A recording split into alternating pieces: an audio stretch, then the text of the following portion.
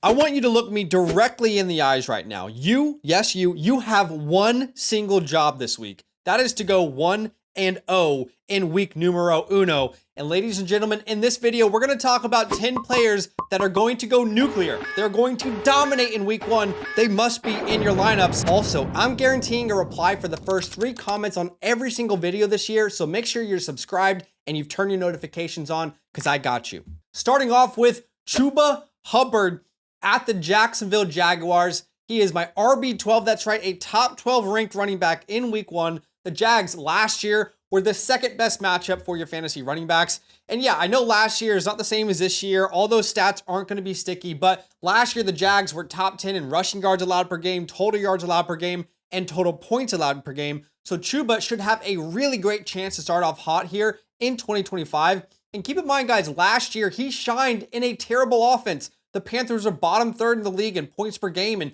yards per game and passing yards and red zone attempts, yet Chuba was still able to average over 16 fantasy points per game, the RB13 on a points per game basis on a bottom third offense in the NFL, and alongside of that breakout was incredible efficiency, 300 plus touches, 4.8 yards per attempt. He had the 5th highest yards per attempt amongst running backs with 250 carries.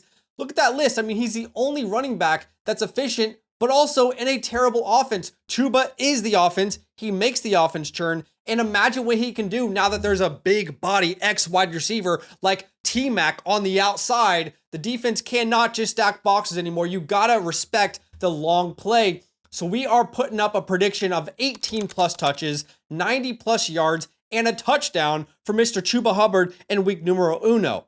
All right, you guys ready? I wanted to start off real spicy to start the year here. Week number 1. This takes me to my spicy, hot, bold take of the week. And week number 1, Jerry Jeudy, with the power of Joe Flacco and friendship, will put up 8 plus receptions and 22 plus PPR points in a garbage time effort versus the Cincinnati Bengals. Now, the Bengals are a middle of the pack matchup based off what they did last year. They were top 10 last year in passing yards, total yards, and total points allowed per game. But this is actually tied for the second highest over-under of the week. And that might surprise some of you guys because it's a 47.5 point over-under. But then you can see here that the Bengals are actually 5.5 point favorites. That's fantastic for garbage time fantasy football, ladies and gentlemen, specifically for the wide receivers in Cleveland. They should be down this entire game. We love that. Last year, from weeks 8 to 14, Jerry Jeudy, he had a gunslinger at quarterback named Jameis Winston. In that span, Jerry had higher averages than Lamb, Neighbors, and Amon-Ra in points per game, receiving yards, yards per target, and yards per route run. Like, while that may be difficult to repeat, I totally understand. Is this not the same exact situation that he finds himself here in week 1 in like last year? I mean, he has a gunslinger in Joe Flacco. They're projected to be down big time, so we should see garbage points. Guys, Flacco walked so the Jameses of the world could run. You don't believe me? Well, in 2022, Garrett Wilson averaged 16.6 points per game in splits with Joe Flacco as his quarterback at the Jets and just 11 without Joe Flacco. In 2023, Amari Cooper with the Cleveland Browns averaged 23.4 points per game in splits with Joe Flacco and just 12 without him. And then last year in 2024, Josh Downs averaged over 16 points per game with Joe Flacco and just 8.8 without him. Simply put, if you are in on the Bengals offense, you should be in on Jerry Jeudy because they'll be down and he's got a gunslinger ready to throw it to him. Again, we're projecting over 8 receptions and 22 PPR points. All right, jumping into our third player that you've got to start here, that is James Conner at the New Orleans Saints.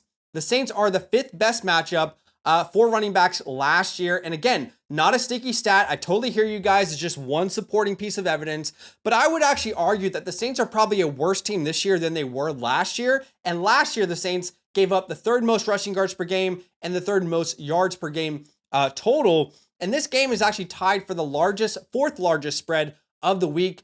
The Cardinals are 5.5 point favorites, meaning according to Vegas, the Cardinals are likely to be up for the majority of this game, which should allow James Conner to establish the run on the ground throughout the game. Arizona is tied for the 5th highest implied team point total this week at 25 points, and we have every reason to believe that James Conner will continue his dominance from 2024, where out of 46 running backs with 100 attempts, he was 6th in PFF grade, top 5 in missed tackles forced, fourth in runs of 10 plus yards, sixth in yards per route run. He was incredible last year. More 10 plus yard runs than Jonathan Taylor and Breece Hall and James Cook and Devon Achane.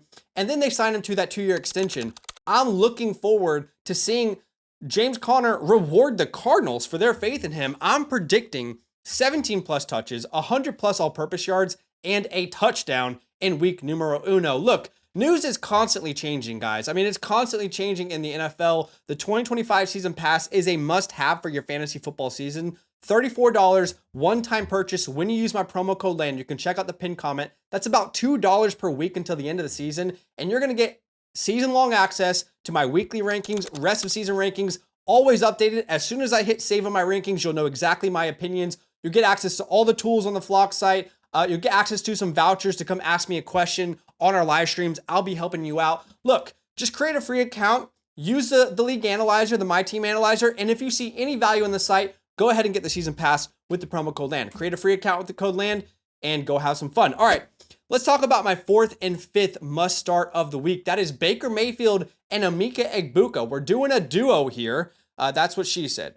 Wait, did she say that? Okay, never mind. Look, we're doing the Tampa Bay Bucks quarterback wide receiver combo. The Falcons were the 6th best matchup for quarterbacks and the 5th best matchup for wide receivers last year. They were a matchup they were targeting a lot. They gave up top 12 in passing yards, total yards, and total points per game. Now, more importantly, this week, this matchup is tied for the 5th highest over-under at 46.5 points, and the Bucks are also tied for the 5th highest implied team point total on the week at 25. Vegas is projecting a lot of points in week 1 for this matchup, and that makes sense because last year, these two teams combined for 123 points in their 2 games that they faced off. So we keep seeing barn burner after barn burner. And for Baker, he dominated the Falcons in 2 games versus them last year. He averaged almost 23 points per game, 250 plus passing yards, and 3 passing touchdowns in their 2 games versus the Falcons. And yeah, he doesn't have Chris Godwin, but he's got a Chris Godwin clone, okay? That is AKA Emeka Egbuka. I mean, Egbuka and Evans are some of the only healthy weapons on this offense. Like outside of Bucky Irving, it's those guys. Everyone else is like injured or not available. So Egbuka should instantly be a reliable fantasy weapon from week 1. Oh, and by the way, Baker Mayfield is absolutely in love with the guy. Check out what he had to say about him this offseason. And Emeka Egbuka is an absolute stud. Ooh. He is. Okay. He's a real deal. Yeah. What makes you say that? Okay, you know how you just can't teach guys leaving the ground to catch the ball? He's always grounded when he catches it, keeps moving. There's yak potential out the wazoo there, but he's just so damn smart. I mean, he's willing to block, willing to do everything we ask him to do. But then, I mean, we can plug and play him at any of the 3 receiver spots right now. So we're getting bullish with this offense in week number 1, predicting a top 6 finish for Baker Mayfield and 75 plus yards, as well as a top 26 finish for Emeka Egbuka. So from one duo to another, now we're talking about the duo in San Francisco, Ricky Pearsall and George Kittle. Now, they're in Seattle. Technically, last year, Seattle was like a middle of the pack matchup for, both of these positions. But this is less about the matchup and has a lot more to do with the fact that Kittle and Pearsall were the only receivers, quote unquote, that have been healthy and present for the majority of this offseason. I know we'll talk about Juwan Jennings in a second, but Brandon Ayuk on the IR, Jacob Cohen on the IR, Demarcus Robinson suspended, Jordan Watkins, their rookie, injured. It got so bad, this team had to go trade for Sky Moore. Like on purpose, they purposely traded for Sky Moore. And I know Juwan Jennings is back.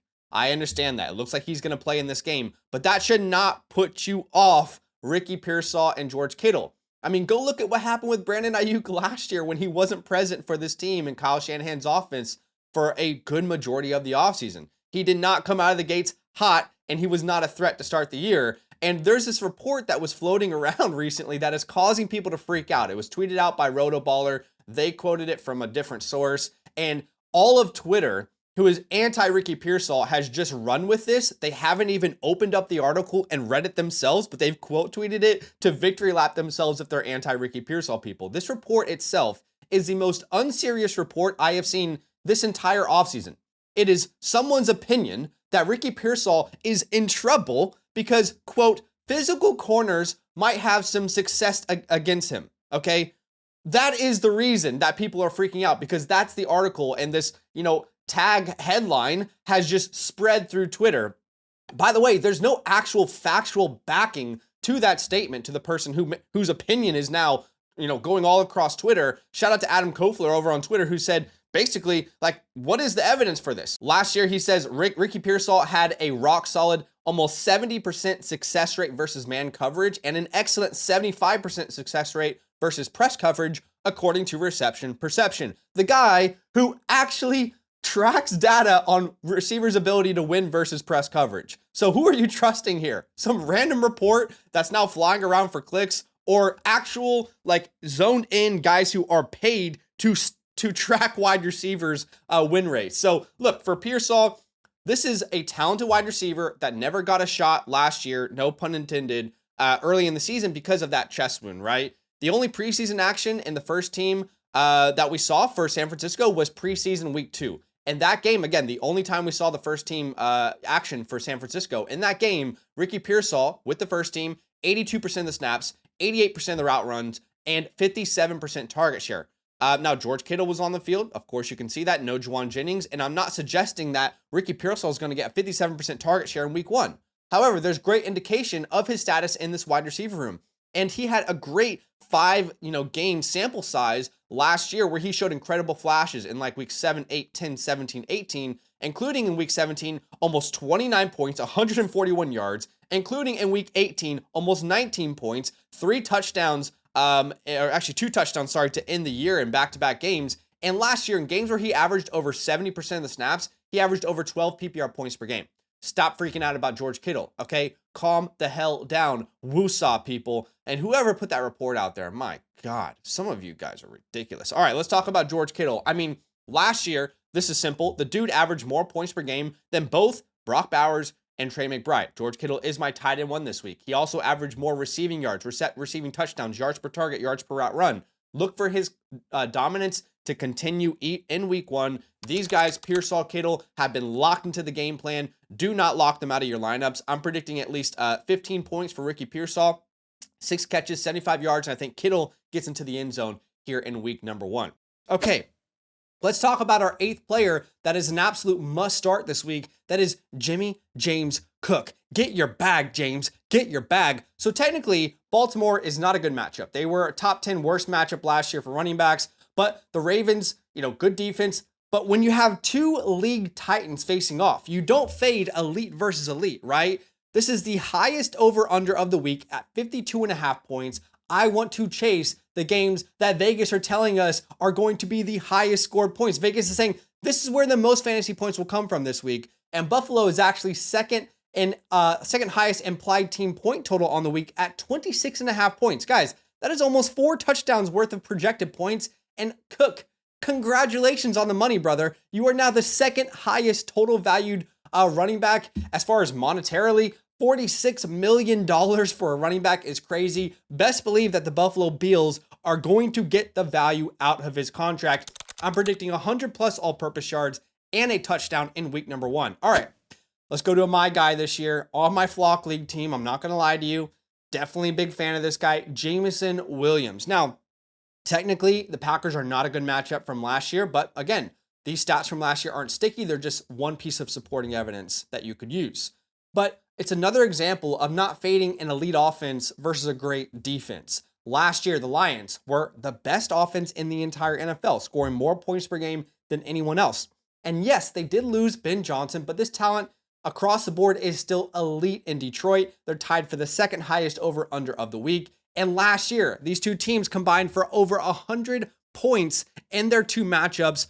All reports, by the way, are that Jamo will earn an even bigger role in this offense in 2025. And last year, his involvement started to skyrocket from week 11 onwards. We were already seeing them get him more and more involved even just last year, where his target share, and receiving yards start to skyrocket from week 11 onwards. In that time period, he scored 16.2 points per game from week 11 onwards, and that was more points per game in that span than Nico Collins, Garrett Wilson, JSN, Tyreek Hill, and Jacoby Myers. So I'm projecting a big game for Jameson. 6 catches, 120 yards, 18 plus PPR points. No disrespect to Tyreek Hill. I don't want you to be upset at me, guys, but in my opinion, this is the closest thing we've seen to Tyreek Hill when Tyreek was like in his prime, where anytime he touches the ball, he could be gone. It could be a touchdown. I want in on that. Okay, now to end today's video, we're going to give you our favorite flex of the week. So yes, the video, is talking about dominant players, but how about we'll give you a little flex of the week for anyone who's out there in a desperate spot. That is J.K. Dobbins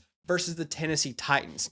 Titans were a top 10 matchup for running backs last year. Last year, they were top 12 in rushing yards allowed per game, rushing yards per carry allowed, and total points given up per game. The Broncos are tied for the largest spread of the week, by the way, 7.5 points, meaning Vegas thinks there's a good chance this is a blowout in favor of Denver. Denver being the 4th highest implied team point total of the week. We should see this team establish the run, and Dobbins should be an important part of that here early on in the season.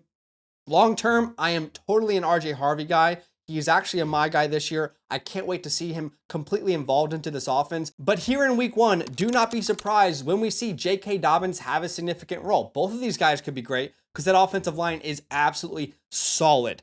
I'm predicting at least 14 carries, 65 yards, and I do think he gets into the end zone in a game that the Broncos should be dominating. What do you guys think? I think we're absolutely killing it with this slate. In fact, I personally set up a DFS lineup, including the players in this video. The Quick 6 Super Slam is over on FastDraft. All you do is choose 6 non-quarterbacks to fill your lineup. You adjust your boosters accordingly. So for example, I'm going hard after Jerry Jeudy this week. I want a unique roster. Everybody can submit players. I want to get unique. So we've got Jerry Jeudy 2 times points, betting on a big game from him this week.